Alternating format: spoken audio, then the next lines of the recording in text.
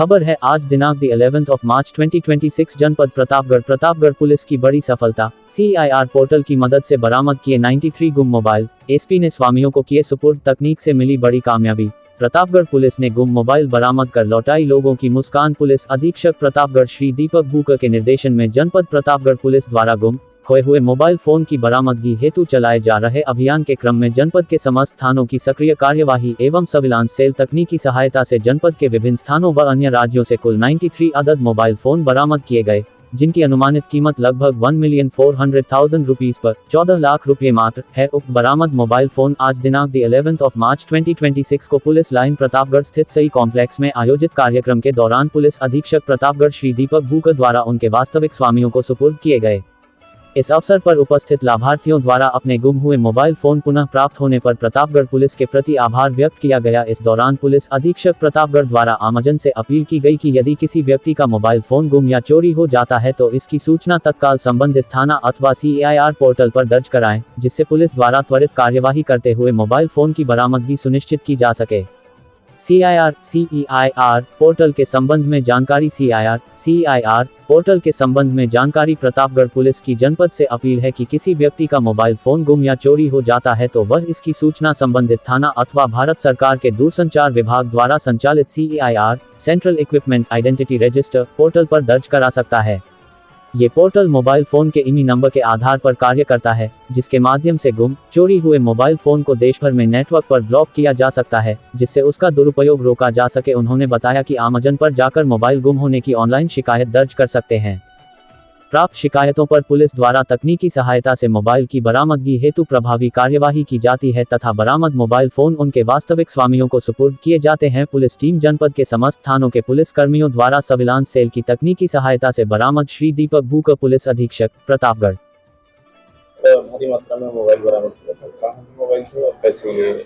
Surveillance team ने जो mobile गुम हो जाते हैं या किसी का मिस हो जाता है या चोरी हुए होते हैं तो वो रिकवर करके आज 93 मोबाइल्स जो हैं वो सर्विलांस सेल के माध्यम से सभी उनके जो ओरिजिनल ओनर हैं उनको वापस किए गए हैं और इन मोबाइल्स की कीमत लगभग 14 लाख रुपए है। लिपपुर थाना क्षेत्र में 9 तारीख को एक सूचना शाम को मिली थी कि एक व्यक्ति की गोली मार के हत्या कर दी गई है, जिसका नाम आसिक है और जो कोतवाली नगर का रहने वाला है। इसमें उसी टाइम पे जो परिवारजनों ने जो तहरीर दी थी उस पर अभियोग पंजीकृत किया गया था और जो SOG और थाना टीम लगी थी उनके द्वारा इस घटना का सफल अनावरण किया गया। इसमें इसमें अभियुक्त गिरफ्तार हुआ है उसका नाम सद्दाम है और जो मृतक था आशिक उसी का ये वकील भी था और इसके मुकदमे भी वो देख रहा था और उसके साथ साथ इसने अपनी जमीन का सौदा, जो मृतक था उसने इसको वकील जो सद्दाम है इसको अपनी जमीन बेची थी। लगभग उसकी कीमत जो है 58 लाख के आसपास थी और उसी के चलते इसने ये घटना कारित की। एक तो ये चाहता था कि उसका जो पैसा है जमीन का वो ना देना पड़े, दूसरा इसने जो प्लानिंग की वो जो मृतक था उसके ससुराल का जो गांव पड़ता है और क्योंकि उसका मृतक का अपनी बीवी के साथ विवाद चल रहा था तो उसी के करीब 500 मीटर दूर पे जो जंगल था उसमें ले जाके इसकी हत्या की और बड़ा स्मार्टली इसने अपना फोन जो है वो घर पे भी छोड़ा था ताकि बाद में उसको पुलिस ट्रेस ना कर पाए। CCTV फुटेज के माध्यम से इस घटना का अनावरण किया गया जिसमें ये मृतक से के पीछे बाइक पे बैठा हुआ दिख रहा था, जो CCTV कैमरा था उसमें ये फुटेज में कवर हुआ।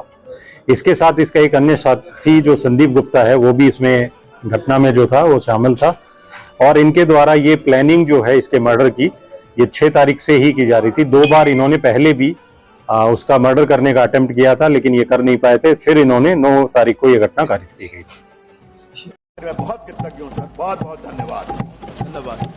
माननीय सदस्य श्री आदन भरडुरिया जी।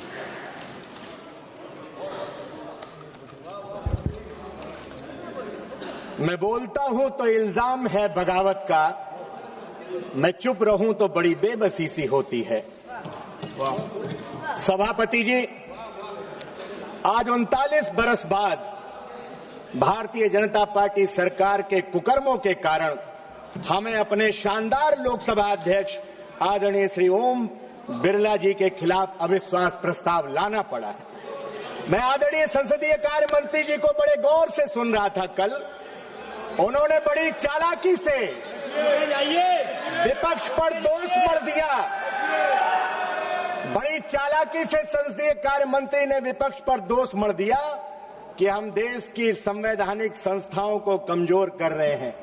सच तो ये है, आपने 2014 के बाद देश की सभी संवैधानिक संस्थाओं का राजनीतिकरण किया है, संघीकरण करने का काम किया है, बीजेपीकरण किया है। अब इस लोकतंत्र के पवित्र मंदिर के महान आसन का भी आप बीजेपीकरण करने पर आमादा हैं, आसन की मर्यादा तार तार करने पर आमादा है।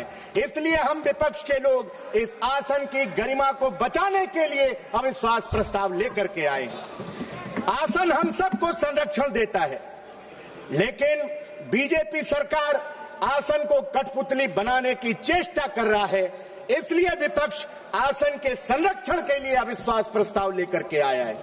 जब संसदीय कार्य मंत्री गिना रहे थे, इतना शून्यकाल में मौका दे दिया,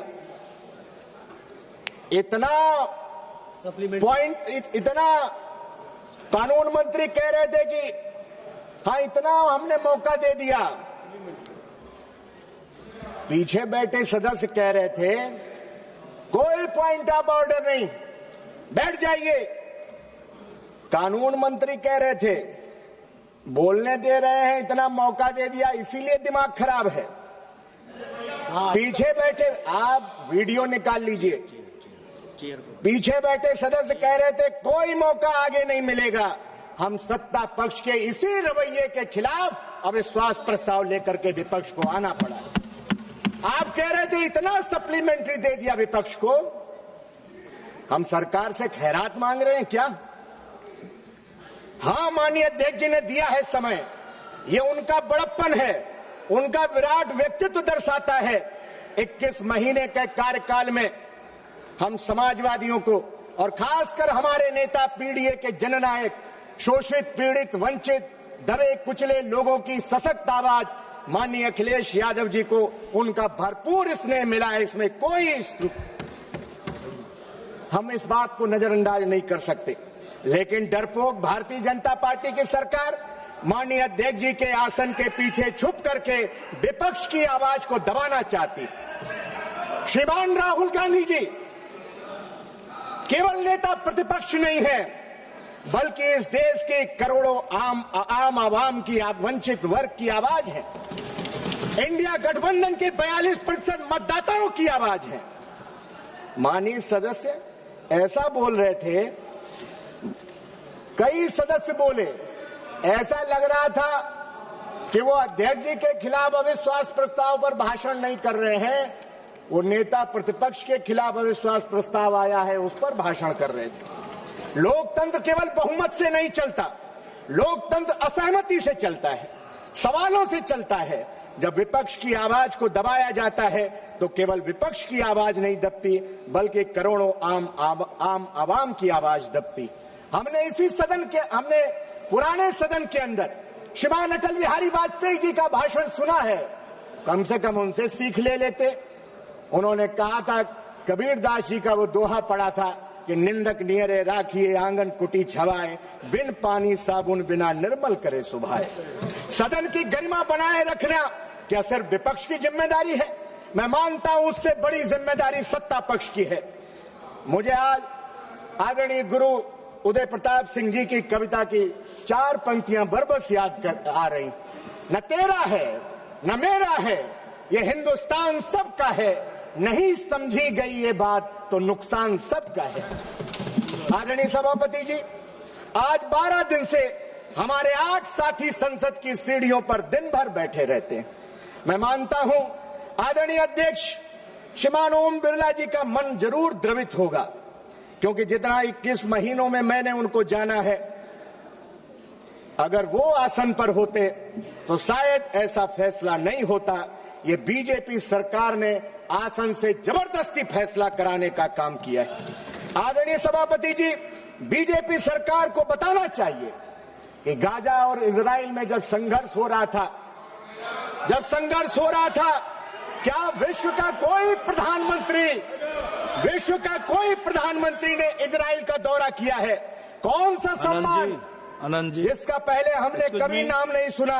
मैं पूरे भरोसे के साथ कह सकता हूं भदौरिया जी कि एक मिनट, जो भी निर्णय आसन से हुआ है उसको ये कोई अध्यक्ष जी का, जो यहाँ पर बैठते हैं अध्यक्ष जी का, और जो हम लोग चेयरपर्सन बैठते हैं, तो इसमें अध्यक्ष जी का भी भूमिका रहते हैं। तो आप आसन का मर्यादा को आप कम मत रखिए। आसन को आप सम्मान देने का हम आप लोग दिशा आसन की रखिए। मर्यादा की बात कर रहे हैं। वही माननीय सभापति जी, सत्ता में बैठे लोग अगर कोई असंसदीय लगे तो आप आसन से नहीं। तुलवा रहे हैं। शब्द बदल अगर ओम सकते हैं। बिरला जी अच्छा है तो आसन भी अच्छा ही है। अरे दबाव इधर का है, दबाव इसलिए इधर का है। भारतीय जनता दबाव में पार्टी है। सरकार को बताना चाहिए कि गाजा इजराइल संघर्ष के बाद विश्व के कौन से प्रधानमंत्री ने इजराइल का दौरा किया। खतरा हमारी उन बहनों से माननीय प्रधानमंत्री जी को नहीं था, लेकिन मैं जानना चाहता हूं किसकी सलाह पर, किसने कहा जब युद्ध के मुहाने पर खड़े हुए देशों पर प्रधानमंत्री जी को यात्रा की, क्या उनकी जान जोखिम में डालने का काम किया कि हमारी बहनों से यहां उनकी जान जोखिम में थी। हम सलाम करते हैं ईरान के सर्वोच्च नेता अयतुल्ला खामनेई साहब को, जिन्होंने अपनी आपकी तरह अमेरिका के आगे घुटने नहीं टेके, बल्कि उन्होंने शहादत को गले लगाया और आपने अमेरिका के आगे घुटने टेकने का काम किया। आदरणीय सभापति जी, जिस दिन घटनाक्रम ये हुआ है जिसकी वजह से कांग्रेस पार्टी की अगुवाई में पूरे विपक्ष को अविश्वास प्रस्ताव लाना पड़ा, उस दिन आसन पर ज्यादातर समय सभापति ही विराजमान रहे। आप उस दिन की वीडियो फुटेज निकालिए। सत्ता पक्ष के एक माननीय सदस्य जो सदन के हाईजैकर हैं, सदन के माफिया हैं, खड़े हो ये सब गए, वर्ड जो है उसको हटा दीजिए। खड़े हो गए।